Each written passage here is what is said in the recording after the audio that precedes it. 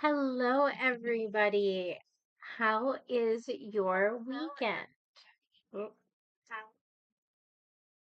my phone was a little too loud. Um, for those of you who are new, I'm Ray.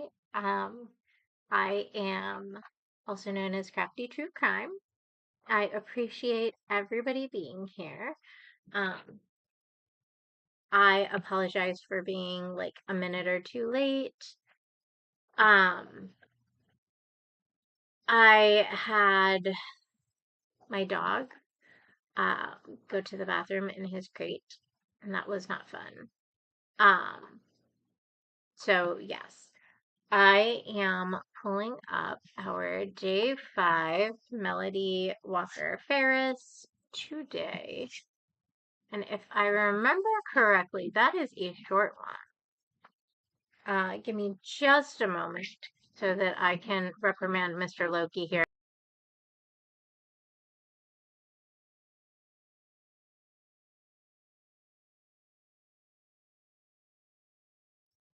Sorry, he has been on this kick where he is scratching at my bed. He's already torn like several holes into our comforter. So I'm not very thrilled with Mr. Loki right now. So yeah, Melody. Okay. I apologize. Normally I have this stuff up already. Um that did not work in this case today. I apologize for that. So yes.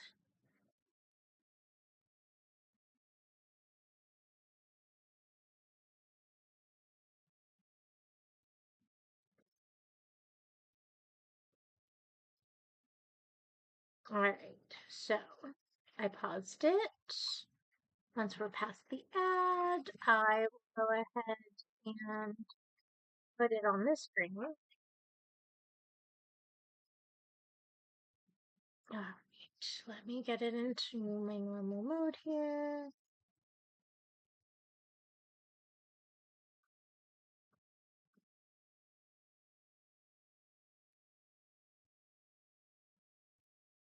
And let me switch it over.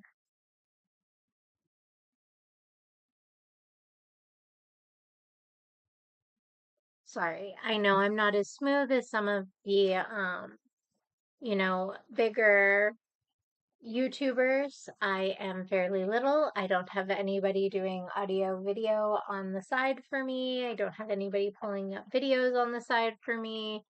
Um, this is just all me. Um, so yes, but I appreciate everybody being here. Thank you so much for your patience. Um, and let's get on with Melody Farris, Day 5, Part 1.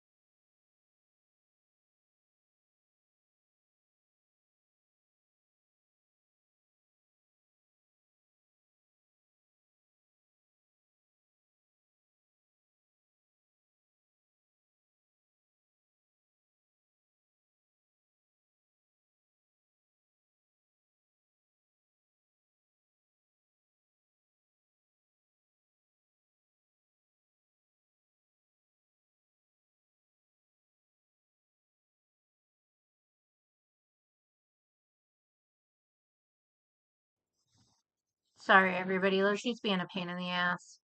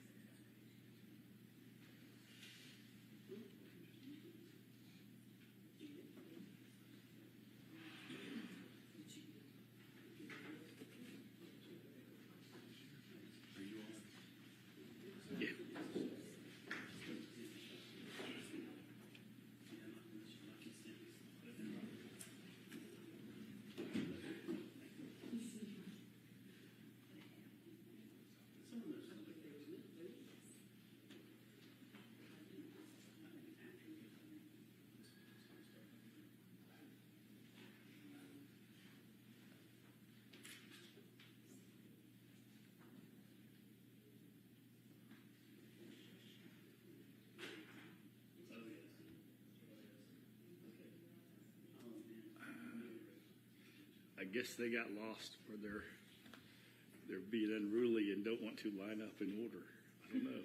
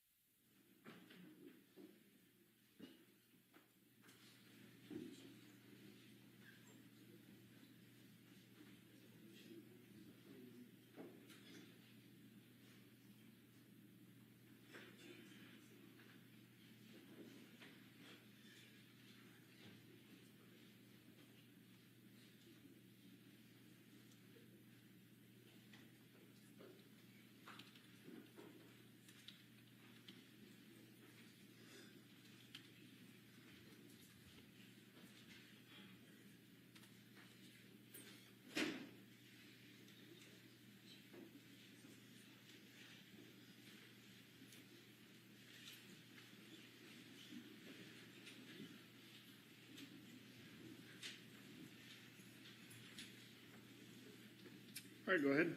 Thank you, Police Court, Counsel. Scott, remind you you're still in road, okay? Yes, sir.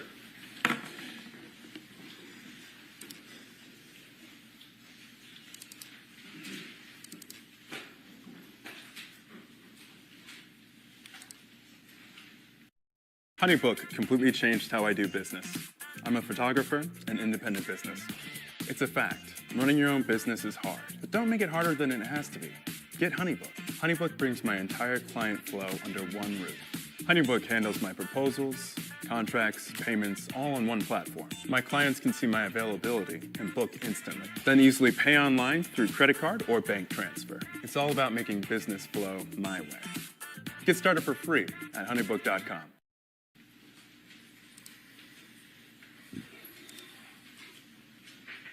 On your computer screen there should be Aerial 3, and I'm putting the cursor of the hand over. Is this the house there? Yes, sir, it is. Right, now, what I want to do is I'm going to try your dad's office, those two doors, what I call the American doors, and the French door on the back side. Is that right? Yes. And then if you walked out those doors and turned left, is that you're walking to the burn pile? Yes, you will be. And this is aerial 8. Now, do you know, can you give us an estimate how far is it, the burn pile, from the kind of the edge of the house? How far a walk is that? I would probably say maybe 70 to 80 yards, give or take. And what is the path, like the RTVs and the tractors? You said your dad would grade or rake around the burn pile? Or would he use the tractor to put stuff on the burn pile? He would use the tractor to put stuff on the burn pile, and couldn't really rake with it because it's such a steep incline. It would just be hard to maneuver the tractor. Is there a path that's been made from the RTV or the tractor in the area of the woods? Yeah, so there's a path that you could go from the driveway behind the house and go all the way around to be able to gain access to the dam on the pond, or go back there where the burn pile was. When you look at aerial A, this photograph, so if you come up the driveway into the garage, I think y'all had chickens and birds on a chicken coop over here. Yes, it was connected to the shed. And then down by the barn where there's some other areas for birds or whatnot. Yeah, we had another chicken coop up there. Okay, so 2 chicken coops on the house, on the property. Yes. But you go to get there with like a tractor RTV, would you go around, would you go to the left of the chicken coop or in between the chicken coop and the house? You would go to the left of it.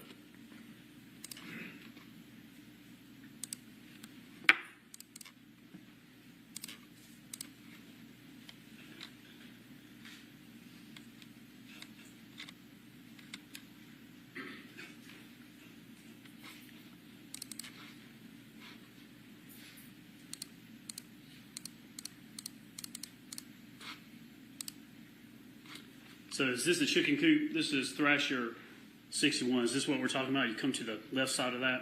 Yes, sir. Just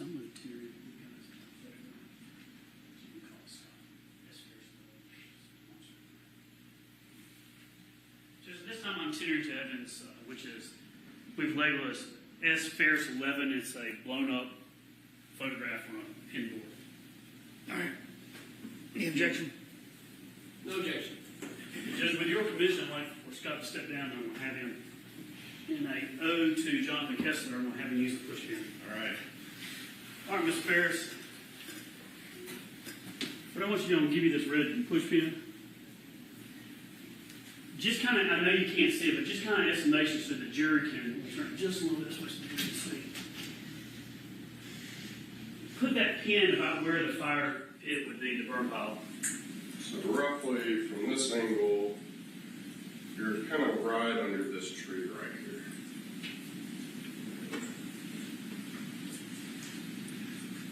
So you've marked with the red push pin kind of just from the house, a line that goes out to the woods. You're estimating that about there is where the burn pile is? Yes, sir.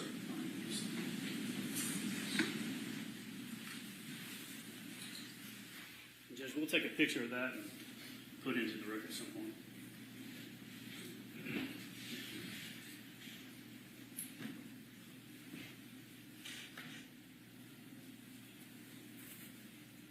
I left off yesterday talking about the timeline. Tuesday, Wednesday, and Thursday, July 3rd and July 4th. And we talked about where you were at on those days. I want to now turn your attention and start talking about Thursday, July 5th of 2018. About what time do you remember getting up that morning? It had been somewhere around maybe 8:30 to 9 o'clock. I don't really remember the exact time.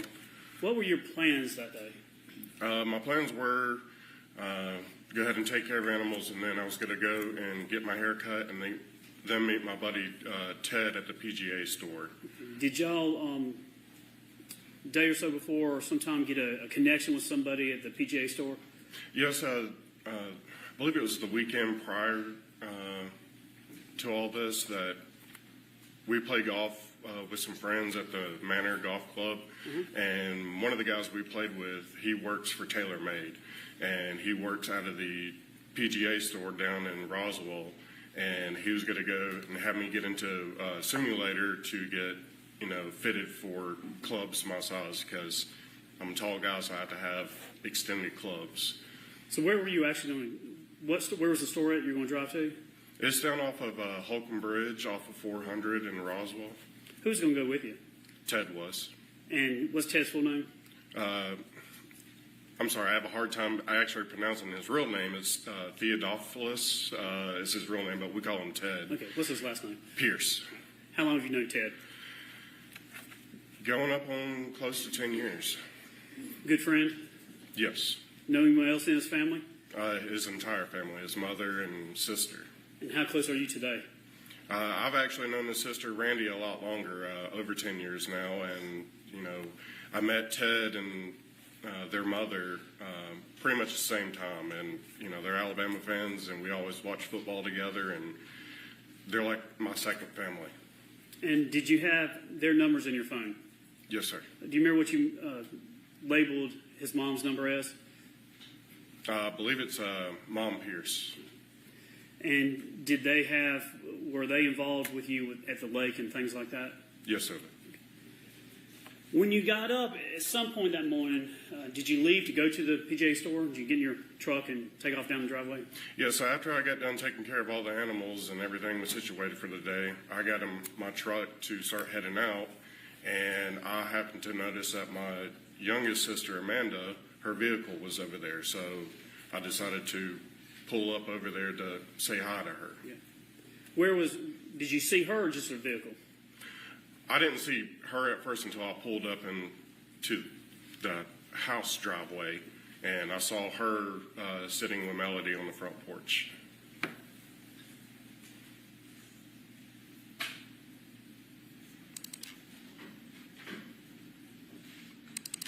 This is Thrasher 2. When you say front porch, is this what you're talking about? Yes, right there where the front door is. Oh, yeah, I should turn the TV back on.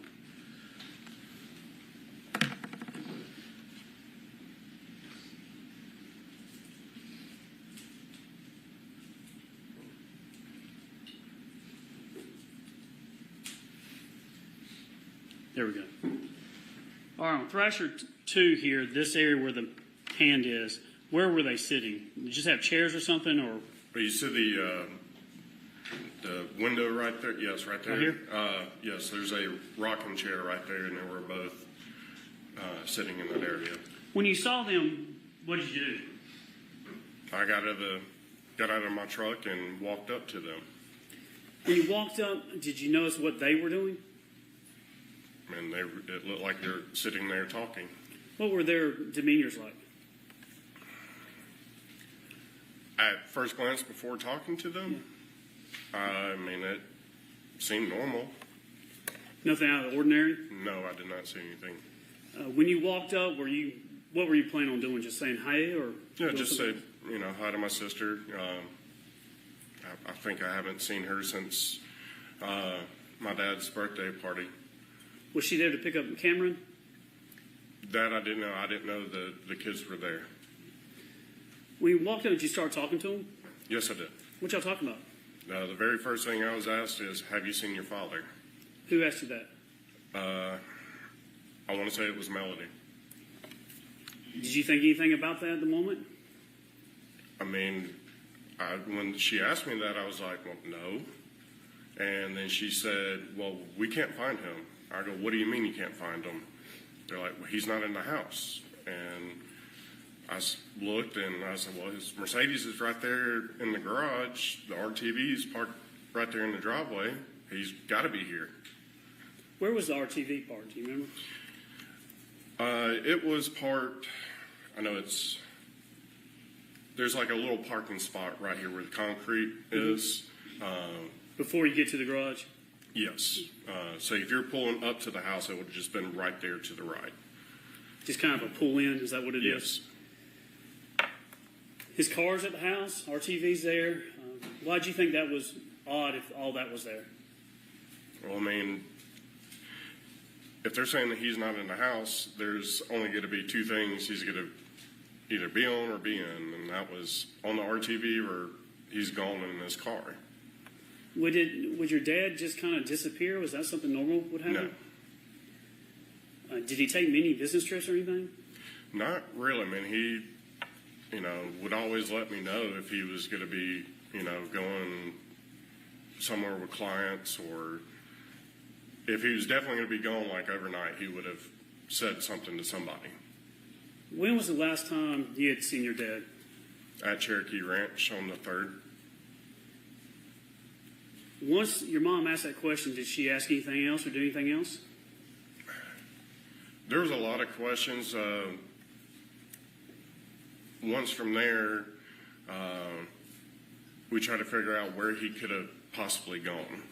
Did you ask her about the CPAP? Eventually, yes. I did ask. I was like, well, have you checked to see if a CPAP machine is here?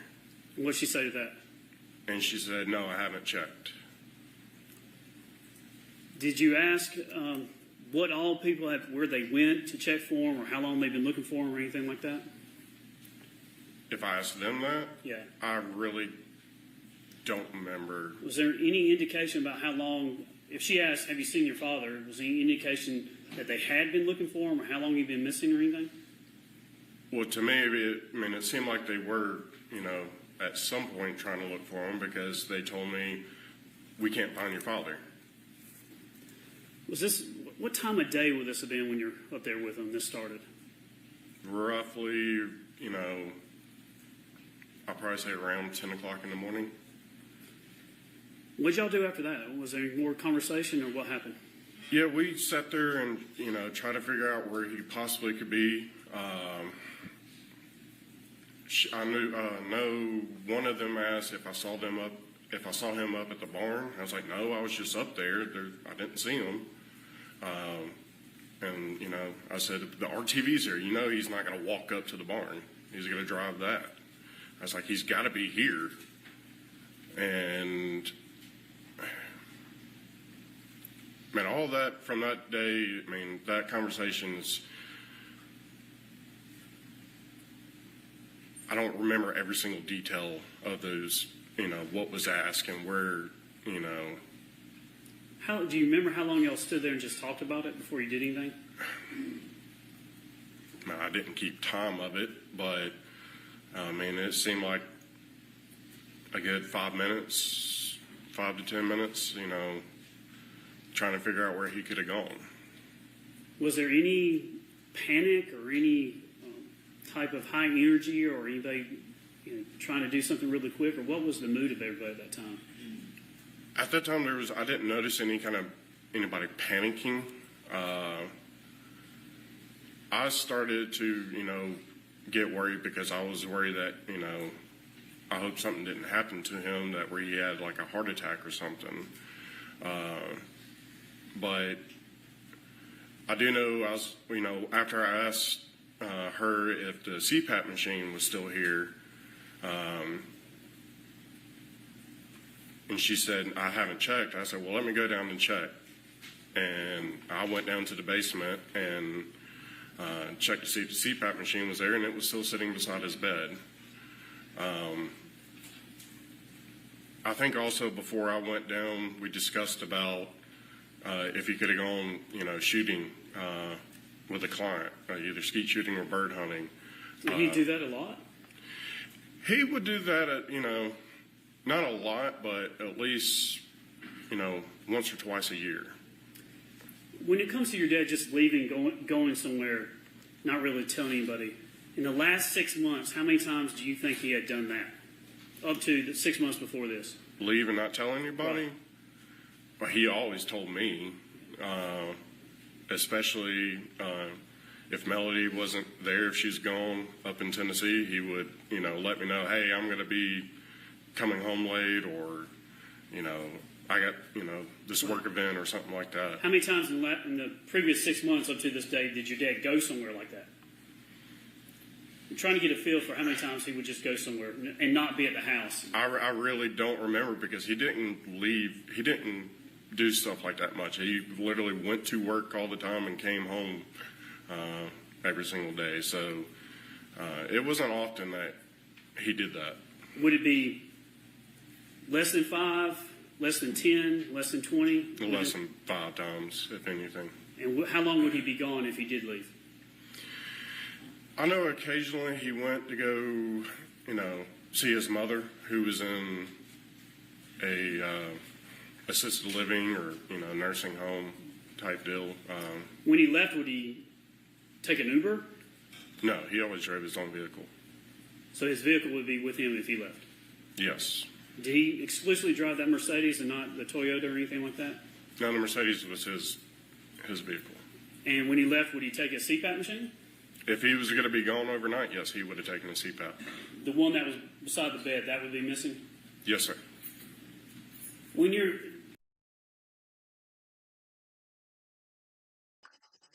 I'm going to interject and talk about this for just a second.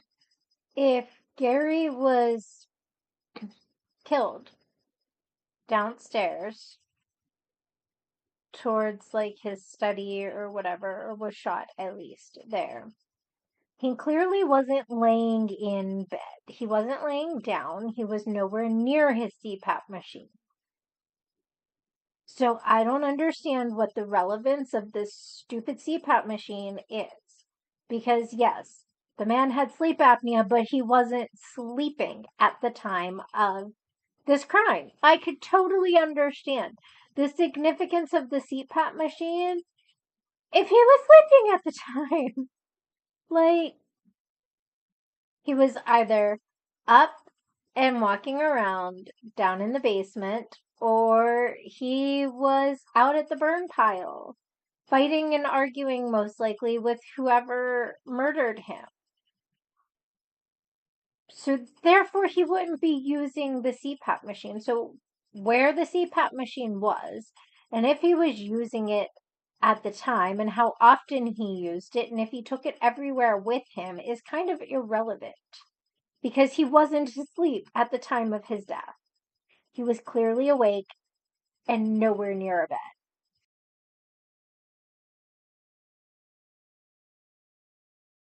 Did you ask your mom when the last time she had seen your dad when you're sitting there on the porch talking?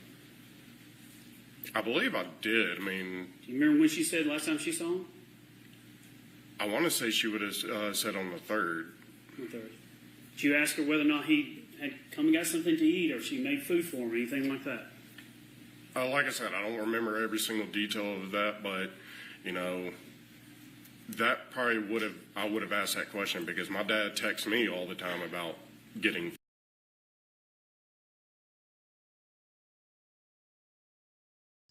All right, I have one more complaint here. So, if he's unsure of when his mother claims that she last saw his father, he needs to say that. He should not be sitting there on the stand going, I want to say the 3rd. Because what happens if it was the 4th? What happens if she says that she saw him in the morning on July the 4th? What happens if somebody else happens to say that they saw him on the morning of July the 4th? So yeah, I think for an answer like that, there should have been, something said over the fact that, he is a little unsure, quite unsure actually, by the sounds of it. And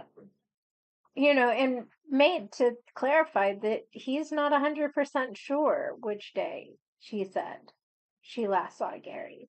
Just because, again, this is one of those small little stupid details that while most people wouldn't think too much of it, it's just enough of a blame shift to sit here and be like, oh, you know what? She last saw Gary on the 3rd, and he was killed on the 4th into the 5th. And so she had to have been the last one to see him. And I get it. But that doesn't mean that she was the only last person to see him, which is my thing. Scott can easily say, oh, well, I didn't see my dad, but my mom said that she saw him on the 3rd. And it will have that impact of, oh my God, Scott couldn't have done it. He didn't see his dad. It had to have been Melody, even if Scott was really there. It's one of those little blame shift things that will tend to stick in a lot of people's minds, um, whether or not it's true.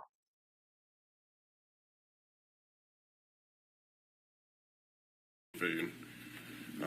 See whether or not your dad had gone one of the previous nights to go get something to eat from somewhere or anything like that. I don't remember anything of that. At some point, your dad's wallet appeared. Is that right? Yes. And that, to you, was that odd? So I know prior to that, my dad would never leave the house, without his wallet. So I think I asked, at some point, it's like, well, have you seen his wallet? Because it's like a process of elimination.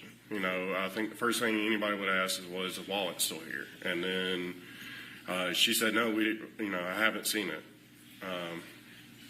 There was only one place my dad ever would have left his wallet. Where's that? And that would have been on the dresser in the master bedroom. Because he still used the master bedroom. He slept downstairs, but, he showered and changed and everything upstairs in the master bathroom. Did the defendant ever have his wallet on this day? So I remember her asking if she's seen his wallet. She said no and all. And then, I started asking about like the CPAP machine, and then I said, I'll go check, see if that's down there. I'll see if the shotgun he would have used to go bird hunting or skeet shooting is, down there.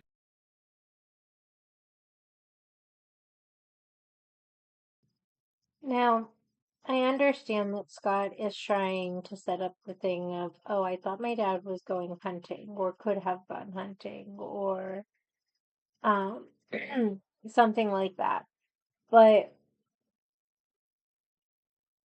why is your first instinct to check on the CPAP and to see if his guns that he would use to go hunting are there? I have always felt that statement was a little odd. And Scott, honestly, if you had pure intentions, I'm sorry, but it just looks bad. It looks really bad.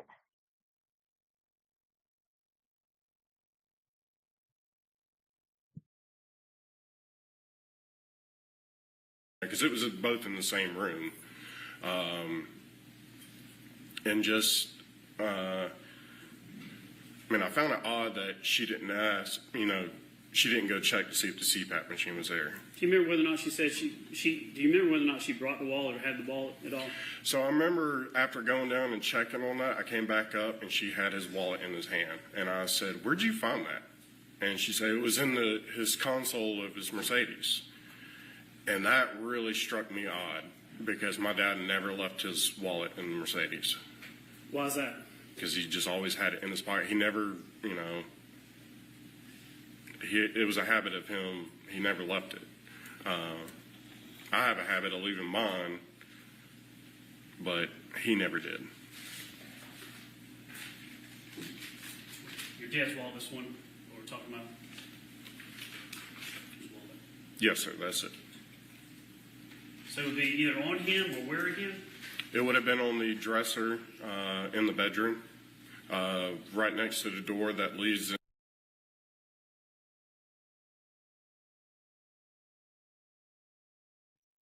Okay, not to keep picking on Scott. This actually has more ability for commentary than I originally anticipated. But again, this is another one of those times where we kind of are expected to just believe what Scott says. How do we know for sure that Gary never ever left his wallet in the car? how do we know that the last time Gary used his Mercedes, he just expected to run into the house real quick and come right back out? You know, maybe he sat here and shut off the Mercedes and is like, oh, I'm only going to be here for a couple of minutes. I'm going to run in, I'm going to grab this one thing, and I'm going to leave again. Like, excuse me, there's so many reasons why a wallet that isn't normally in a car could still be in a car. Every now and then, I leave my wallet at home, and I always have my purse. You can ask my husband. But 3, maybe 4 times a year, it gets left at home. Like, it could just be one of those one-off situations where, you know, Gary, for whatever reason, had his wallet in the console of the car, got out of the car, and was like, you know what? I'm going back to the car in a couple of hours or tomorrow. I'll just grab it. I'm not running back out to the car right now. We've all had those times. We're human beings.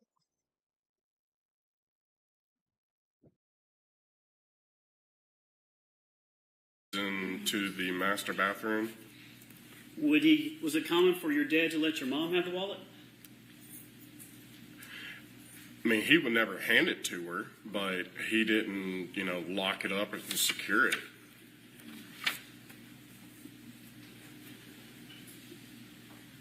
Talking about the 2 cell phones of your mom, did you tell law enforcement about the 2 cell phones? Yes.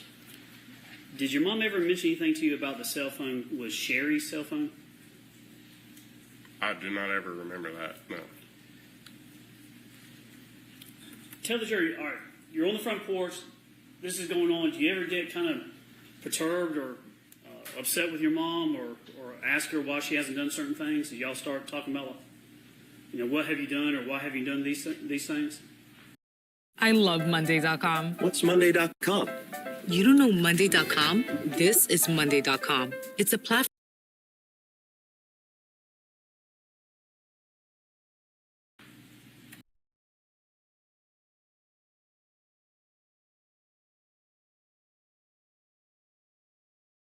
So this honestly has absolutely nothing to do whatsoever with the trial. But the ad for Monday.com, I will go ahead and give you guys a personal reference on that. I love Monday.com. Monday.com is the whole reason why I have my shit somewhat together during my lives. I kind of plan it out a little bit as to like how long I'm going to stay on, what case I'm going to cover, the videos that I'm going to use, things like that usually. If there's any needed graphics, I usually have it also in my Monday.com. You can do all kinds of really neat things with Monday.com, and they have so many different types of charts and graphs. You can arrange it by priority, you can arrange it by work function, you can group multiple people, make notes. You can make it so that projects automatically start whenever you complete one task. It's really just a super useful tool. And also keep in mind, everybody, that my affiliate link for my Streamlabs is also in the description. You will get 7 free days of Streamlabs Ultimate. So yes, if you like my lives, if you like the things that I can do with StreamBot, go ahead and check it out for yourself. These are non-paid advertisements. Minus the Streamlabs, I am an affiliate for that. I do get a small percentage of sales for the Streamlabs if you keep it, but that's only if you keep it. So back to the court hearing.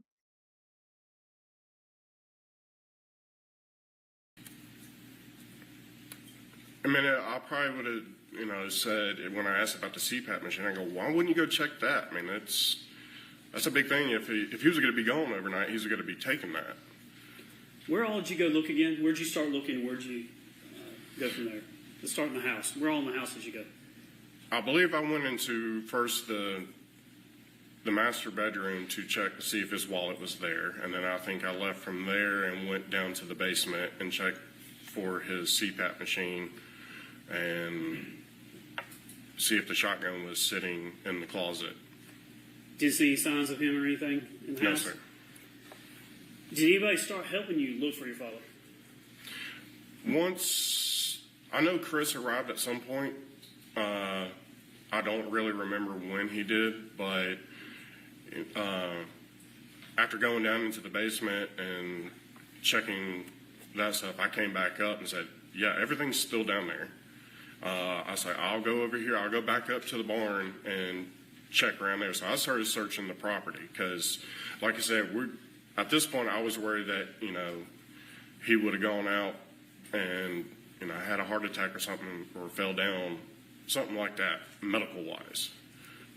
Do you know where your mom and Amanda, your sister, you know what they were doing while you were looking for your dad? I just know they were together pretty much the whole entire time. Did anybody get on the RTV and start running around looking for him?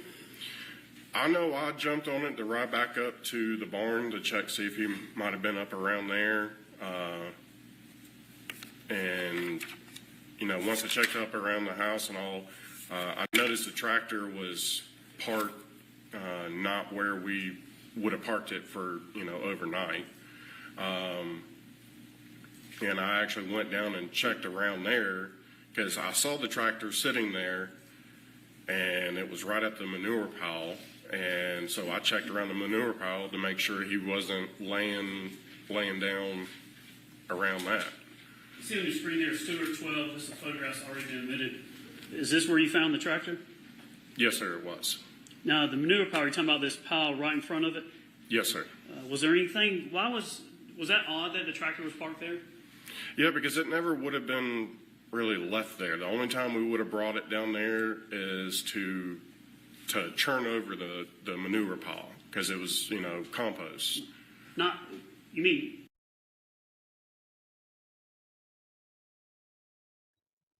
Now, keep in mind, on July the 3rd, Gary and Melody were doing yard work. It is very possible that they could have been down at the compost pile for whatever reason. And it very well could have been that Gary, for whatever reason, was turning over the manure pile for the compost.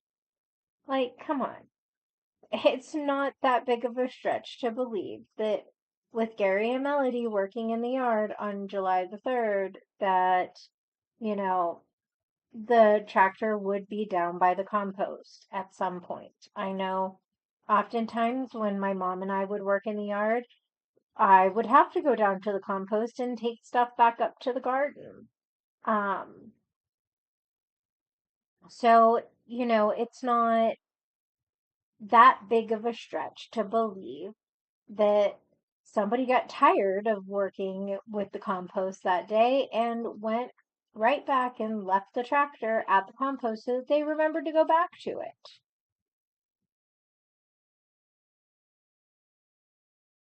Turn it over, not just push the pile, but actually turn it over? You mean we'll go scoop it, kind of toss in a salad.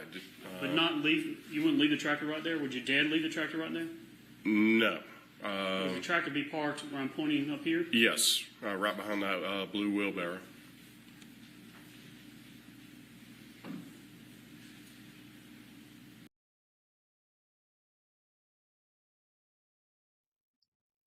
Again, as you can see, it's literally just mere feet from where it normally is. How do we know that Gary was not tired from working his butt off in the yard and was like, you know what? I'll put the tractor back where it goes tomorrow after I've had some rest and I've had a chance to really have a breather and unwind for the day and be ready for more tomorrow.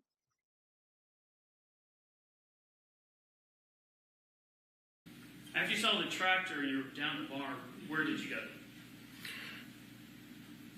So I've continued to, search around there. Didn't see him there or inside the barn. So I hopped back on the RTV and went back around to the house. And once again, I still don't remember if Chris was there or not. And I really don't remember where Amanda and Melody were standing at that moment. But I just started searching, around the other shed where the chicken coop was, looked in the shed, make sure he wasn't in there. I was just, starting my process of checking the property. How much of the property do you think everyone covered looking for your dad? I believe every, square foot of the property was covered. Did you check the front property too, the fields and pastures and things like that, or where all did you go? Yeah, I'll look. It's all wide open, so there's no grass. I always had the grass cut at that time, so it wasn't tall. So if he was laying in the pasture, I would have been able to see him. When your dad was making the burn pile or stacking it or working on it, where would the RTV usually be if he was out there doing something like that? Within, 5 to 10 feet of that burn pile. And where would your dad normally park the RTV in relation to his where he was staying in the basement? So if he went to his office, it would have been, kind of parked right up there next to the house, or he'd just hop off and only take a few steps to get into his office.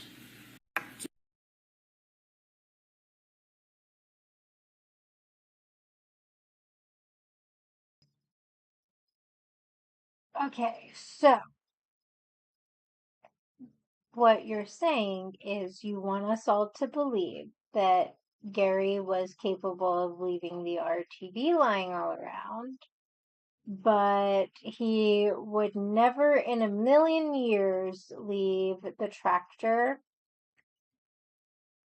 30 feet from where it normally is? Come on. Do you remember your mom saying anything about whether or not she moved the RTV? No, I don't really remember. Did you find anything odd about the RTV or anything like that? Or No, not with the RTV. Like I said, I saw it parked in the driveway when I got there, and that was, one indication. I was like, well, he's got to be here. Talking about your tractor, is it difficult to drive that? Absolutely not. How do you make the tractor go forward, and how do you make it go backwards? So that tractor right there, one of the reasons why my dad wanted to purchase that is because it was so easy to drive. You didn't have to shift gears or anything like that. So the pedal on it is like a C.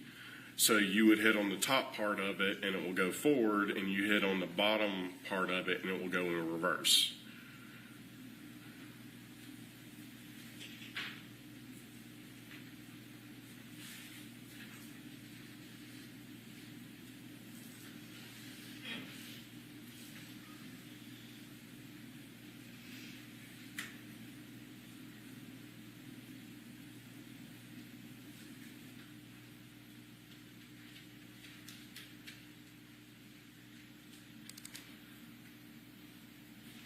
This is Shaw 259. Is that what you're talking about? Yes. Tell the jury how it worked. If you put your foot on that pedal there on the right, there, top, kind of middle of the photograph, how would that work? So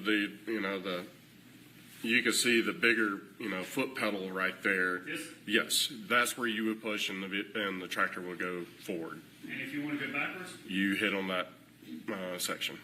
You don't have to change gears or anything like that, or have two transmissions or anything? No. Did you know if your mom could drive the tractor? Oh, yeah, she definitely knew how to use it. She was using it just a couple days prior to the 3rd. In relation to the burn pile where you've marked, Let me show you why I stopped paying for all my other sample libraries. This is Arcade by Output. This thing has sounds, samples, instruments. Did you ever go up that area and look at the trail camera or anything like that? Yeah, so actually it was Melody who asked me when we were, I don't remember exactly when, but it was still, we were either back on the front porch, but she asked me, she asked if I still had that trail camera down there. I was like, oh yeah, let me, I'll go check it. So I don't remember if I hopped on the RTV or.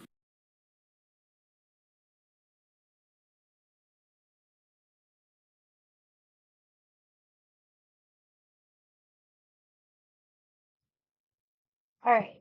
So Scott can be a human being and not think about the trail camera, but Melody is expected to remember every single little detail that could or could not have gone wrong or needed to be checked.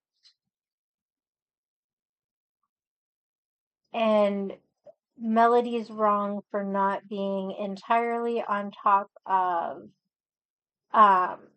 checking for literally every minute small detail wrong with the house. And yet it's okay for Scott to forget about the trail cam. Okay. I walked down there, but I went down there and checked the trail camera and saw no indication of my dad being on it. What'd you do with the trail camera while you were there? I checked whatever pictures were on it. I know there might have been a couple of animals. I want to say I saw a picture of Amanda and Melody walking, but it was mainly animals, but I saw no indication of my dad walking by or anybody who didn't, was in my family. Did you see anything suspicious on it? No. Did you delete the things off the camera? I did because it's just, natural habit. This, like I said, this is prior to us.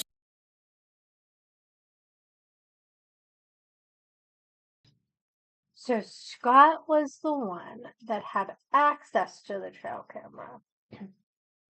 He oopsie forgot that he even had the trail camera. And oops, he is the one that deleted any and all potential evidence off of the trail camera. But there was nothing on it to begin with. There was nothing on it to begin with, Scott. Why are you deleting the videos? It isn't just natural to delete the videos off of the camera. Most of these services come with cloud services. You don't need to delete the stuff off of the camera. After so long of being stored, it will automatically delete off of the camera. Minus it holds on to them for 7 days. And again, mine is only a year newer, at least, than Scott's trail camera.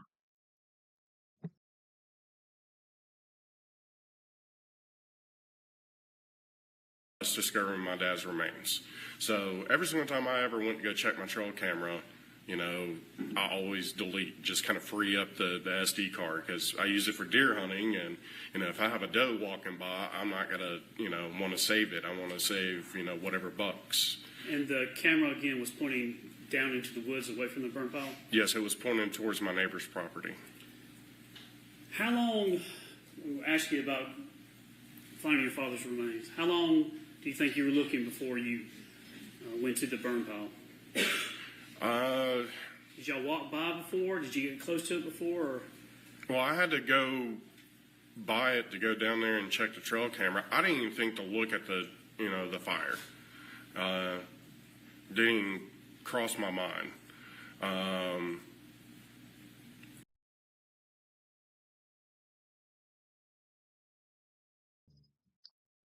So you mean to tell me that while you were down there, you didn't notice any weird smells, you didn't notice any weird noises.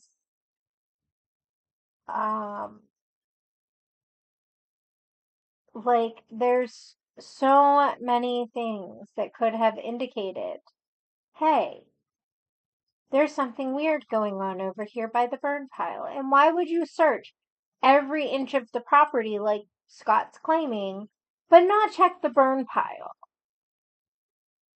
To me, it seems like a lot of people in this family were purposefully avoiding this burn pile so that they can hold off from Gary being found even longer.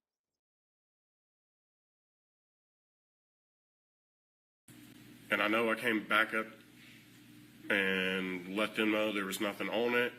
And then I said, well, I'm going to go and check on the other side of the pond, walk across the dam and go check down over there on that side of the property. Because it was rare if he did it, but he did it every once in a while. He would go on that section of the property because it was a little tight to drive the RTV down there.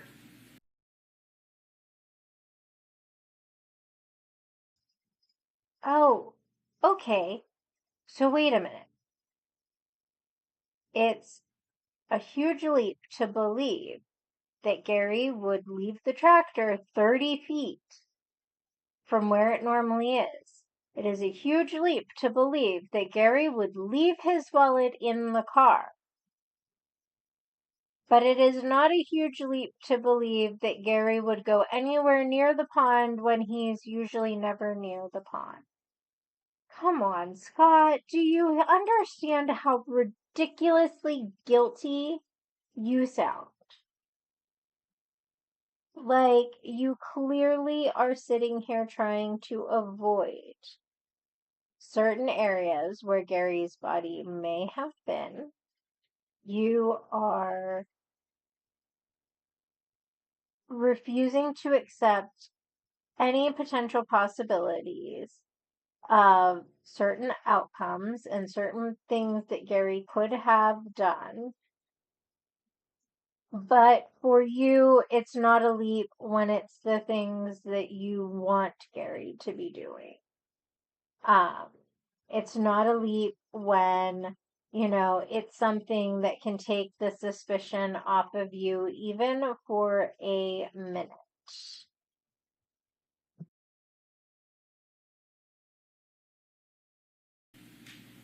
Now, this is Shaw 2 here, and this is the burn pile we're talking about.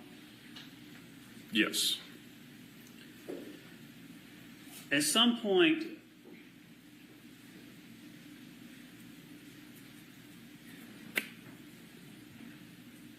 ultimately, you did find the remains of your father, is that right? Yes. How I found it, like I said, I was going to check the other side of the pond on, across the dam. And I started walking that way, and I believe I got either halfway across the dam or got to the other side, and then Melody called me. And she called me and asked, have you thrown a dead goat on the burn pile? I'm like, no, we haven't had anything to die, and also I wouldn't throw it on the burn pile. And she said, well, come up here and look at this. So I was like, okay. Well, I turned around and started walking, and I see Amanda walking. She was almost kind of like right in front of my dad's office, coming from the burn pile area, walking back up towards the driveway. She was walking there, and Melody was standing over near the burn pile. And I walk up and look, and I can already start seeing bones. And then I look down, and it appeared to me that it was the inside of a skull. The backside was gone, and you could see like the little blood vessels, I think it was, but it didn't look like. So I grabbed a very, very small corner of it, and I lifted it up just enough to where I saw teeth and the eye socket, and I immediately put it right back. And, I was crouched down, and she was standing right there next to me. And I raise up, I put my hand on, across her chest and push her back and go, "These are human remains. I am calling 911 right now. Nobody's allowed down here." And at that same time, that's when I noticed Chris was there, and he was coming around the back side of the house with the girls on the RTV. And I walked right up to him and I said, "Get those girls out of here right now. I'm calling 911. And I pretty much, my brother would have argued or, with me on anything like that. And I believe just the look on my face and everything, he didn't second question me. He's like, "Okay." And he turned around and pulled off with the girls, and I called 911.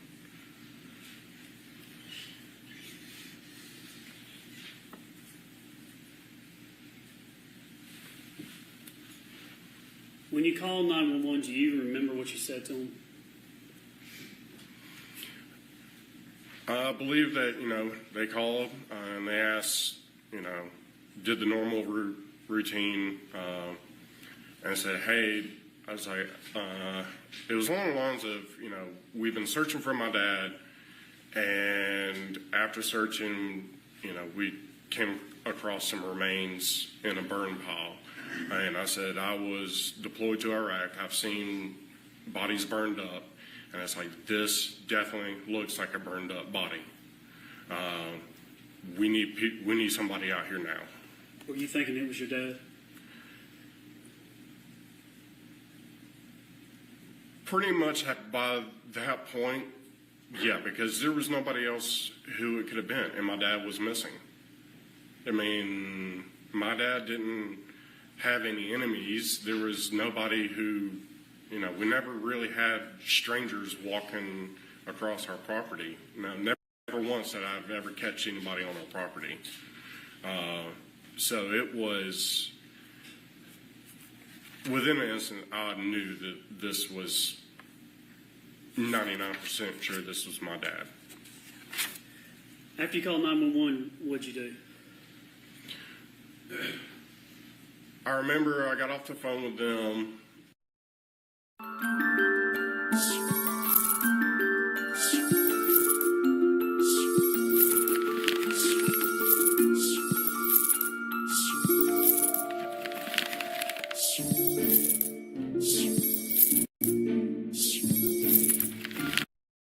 And I walked up to the driveway. I don't remember if I went on the back side of the house or the pond side of the house, but I came back up to the driveway, and Amanda was standing there in the driveway. And I walked up to her and said, "Amanda, this is not good." She's like, "What are you talking about?" I go, "There's human remains in that burn pile. I've called 911. The police are on their way." But I was like, "Amanda, this is not good." And she just kept saying, "What are you talking about? What are you talking about?" And that's all I remember telling her that. And then I don't remember who I let know, but I said, "I'm going to go meet, who's ever coming up at the driveway at the road so they know where to exactly come to." And I started to walk up towards the road. What was Amanda like at this time? At that time, once I told her about finding the remains, that's when she, was somebody who act like, they just found out something bad happened, especially to a loved one. It was kind of like she was shaking and, like I said, she's like, "What do you mean? What do you mean?" And like almost in tears. What was your mom doing? As in what? How was she acting? What was she doing? What'd you Never see? saw any kind of emotion out of her. Did you see She what didn't get did? angry with anybody, and she showed no. I didn't notice any of her freaking out or anything like that. The only time that I saw her actually try to kind of show some emotion is after the deputy and the paramedic came back up from the burn pile to say, yes, those are human remains. And then just the way that she started acting, I've seen my mother cry. I mean, hundreds of times throughout my life and all. And it appeared to me to be fake. Like, this wasn't her emotion. Her reaction to finding out her, mom had a heart attack and her dad dying and, anything bad happened like that. It was a complete different reaction to what she reacted to when the paramedic.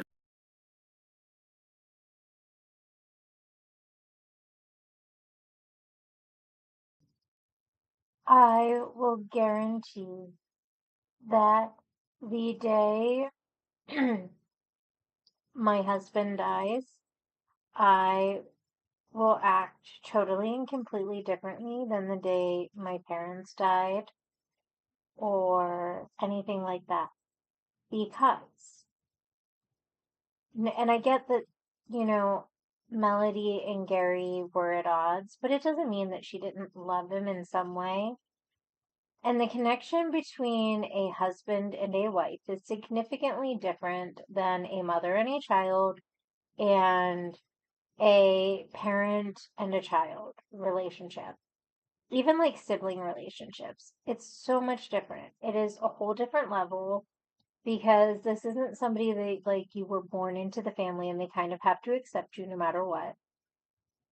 This is somebody that you chose every single day for however many years up until that point to love them unconditionally, to think about them, do what is best for them, put their needs above your own at times, make sacrifices that you probably would never have even thought you would have to make just for this person. This person is there to really make you take a look at yourself and want to do better. Just like your children make you want to be a better person when you have them. Your spouse is supposed to be that person that you look at every single day and are like, shit, I was a crap wife this day. I need to be a better wife. Just like you look at your kids and you're like, shit, I screwed up. I, was this way or that way with my kids. Maybe I yelled at my kids too much, whatever. And, you know, it's then your job to go back and do better for your children, to be a better parent, to be more patient that day, to be whatever they need. Same thing with your spouse. That's why having a spouse is so freaking exhausting. Don't get me wrong, I love my husband, but keeping my marriage alive and being a parent is a lot of work. And I would still grieve him differently than I would a parent.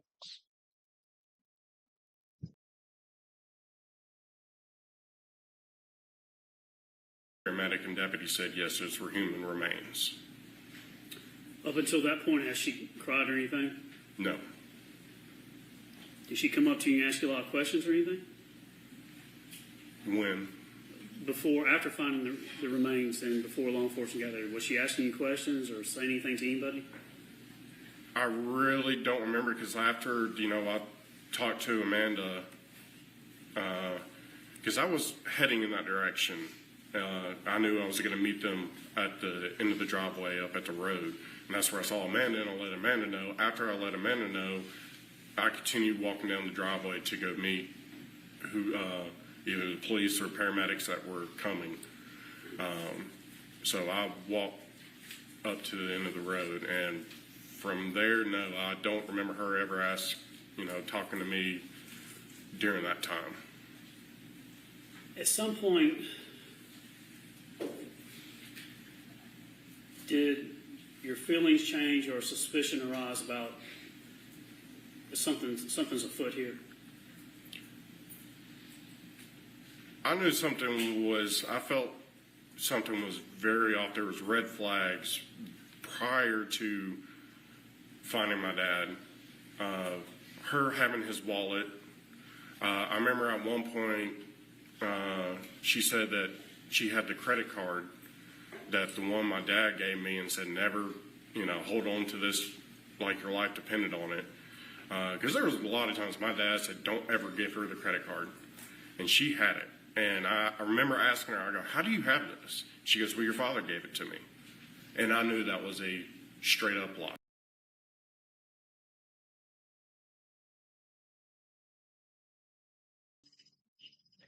So, just because your father's mad at her one day doesn't mean that he's always going to be mad at your mother.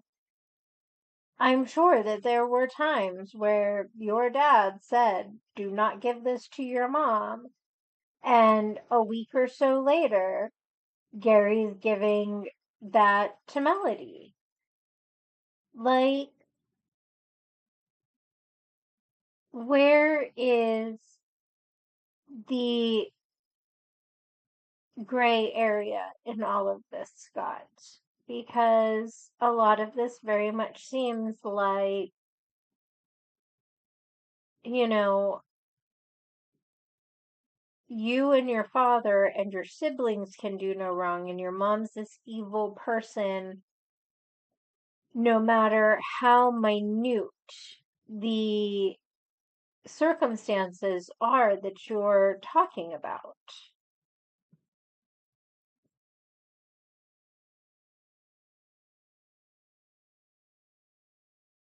Like, you can forget to look for things, but if your mom forgets, oh my God, she's guilty of murder. If your dad doesn't do something that he normally would, then, it's totally a-okay. Or if your dad does something he wouldn't normally do, oh boy, it's the end of the world. My mom had to have murdered my dad. But yet, when it's something that could benefit you and make you look not guilty, oh, my dad, he sometimes does this, and so I decided to go check. Like, seriously, get a grip.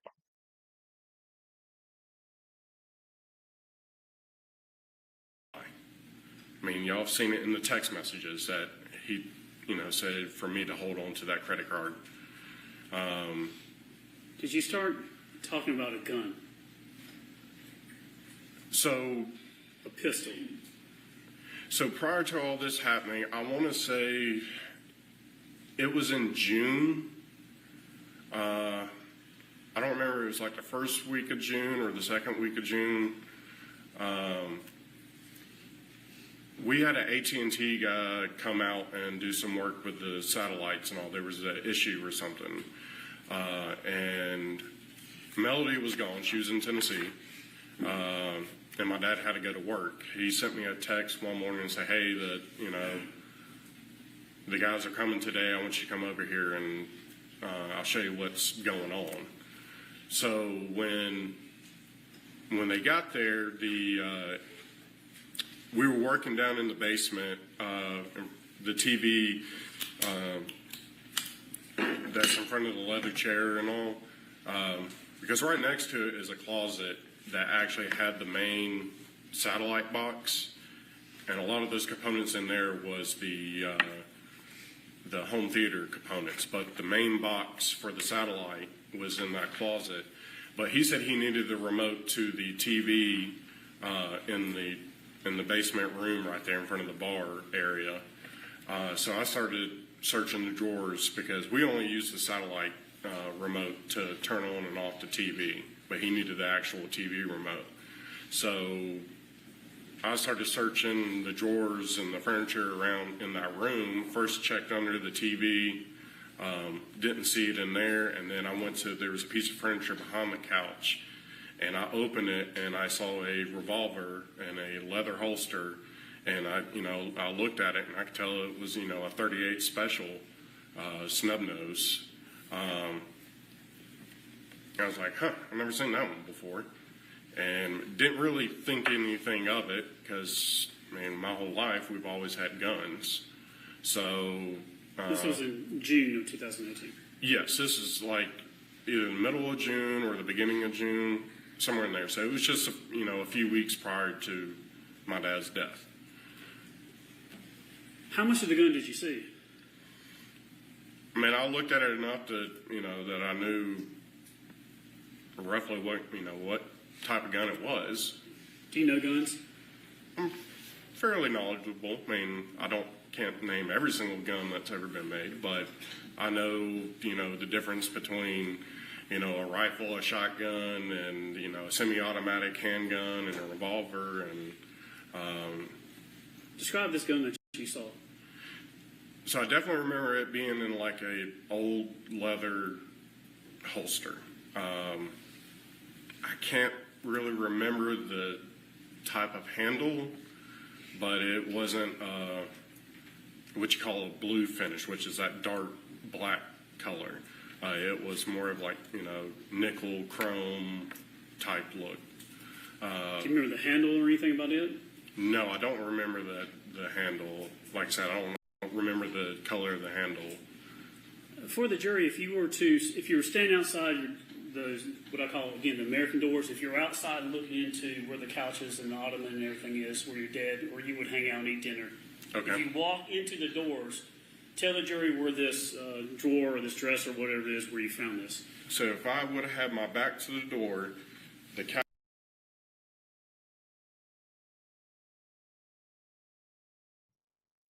Okay, I know I brought these statements up about these guns a million times. So we just watched Scott Farris testify to the type of gun it was. And we're going to cover what everybody so far has said. And then we're going to re-go over which gun is actually the one that was found at the Farris residence. So Chris claims that he saw this gun, and initially he said that it was a longer barrel revolver. Then he said it was shiny metallic with a white handle, and then he claimed that it was a short nose. Then Jenna Ferris's testimony, when asked by the prosecution, stated that it was curved, shorter, silver, and cowboy style. But when asked by the defense, Jenna stated that it was J. Ferris 1 or J. Ferris 2, that it was light silver, long nose with a black handle.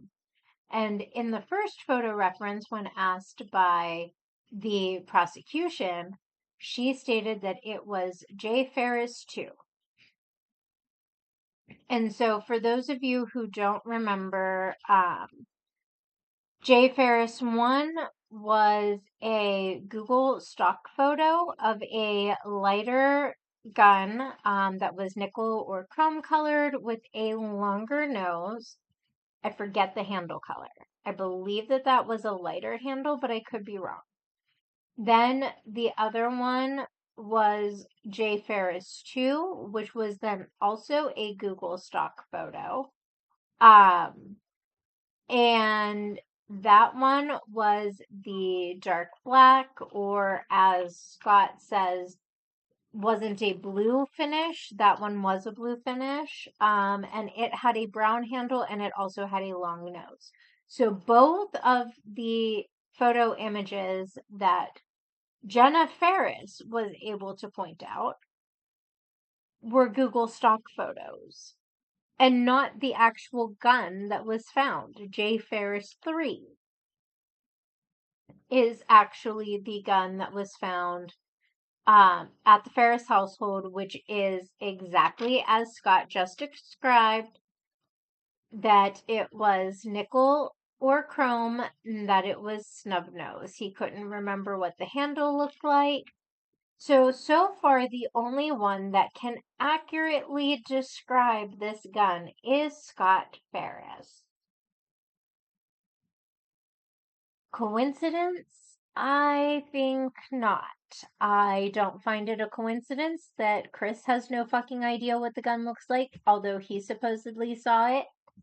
Um, I don't think it's a coincidence that Jenna gives two totally different descriptions of the gun and picks out gun images other than the one that was actually recovered from the scene of the crime. Even when she was talking to law enforcement, she still picked out a Google stock image that was not recovered from the residence. But for supposedly having been shown it and having a discussion about it by Melody, or with Melody, I mean, you would think that she would know what the hell the gun looked like. Couch would have been right in front of me, and that piece of furniture would have been right here to my right.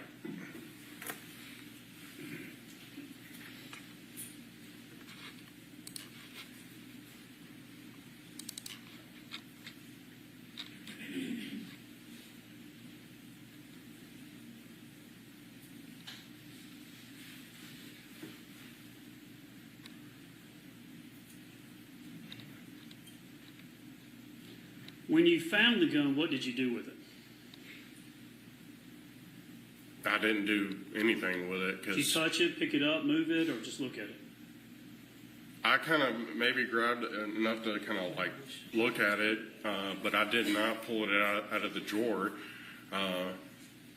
because I had the AT&T guy in the basement with me. I didn't want to freak him out.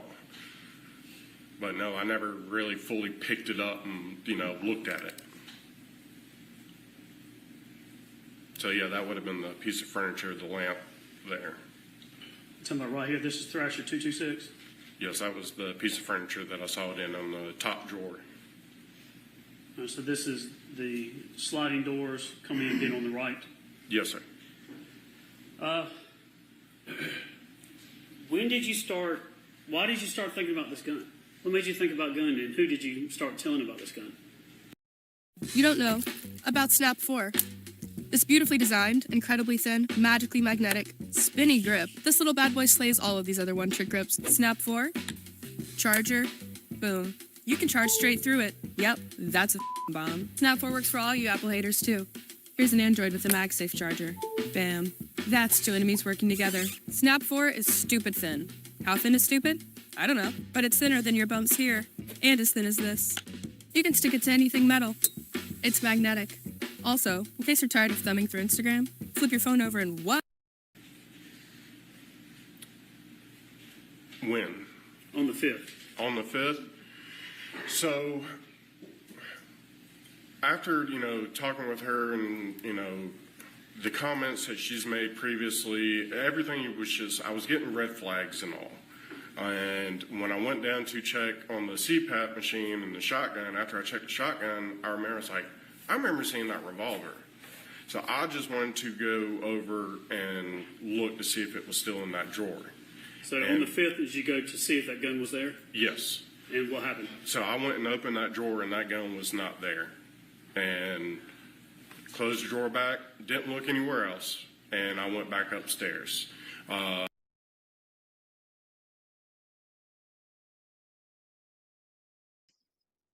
Okay. So I want to point out that Chris says that this gun was in this drawer. Jenna says that this gun was in this drawer. Melody has no clue, apparently, that this gun was there. And the only one who really knew was Scott. And he didn't tell anybody that he knew. And yet it was missing. And he knew to go look for this 38 special. He knew that that was the gun that killed his dad, so he had to go on a hunt for it. Something seems weird about that. Do you think, Scott, that it was gone magically because you took it and you shot your father? Now, again, Melody is a part of it or not, that I don't know. There could have been arguing and fighting with Gary. But it still very much seems like a child who is just trying to avoid getting in trouble for murder and letting his parent take the fall. I am going to find, well, this seems to me to be a logical point to stop for today. I am super tired, so I am going to take the time to take a short nap before I got to go get my husband from work. And I will talk to everybody soon. I hope you all have a wonderful rest of your Sunday. I will try to hop on throughout the week if I can, but if not, expect me potentially next Sunday as well. I hope everyone has a wonderful weekend, and I'll see everybody soon. Bye.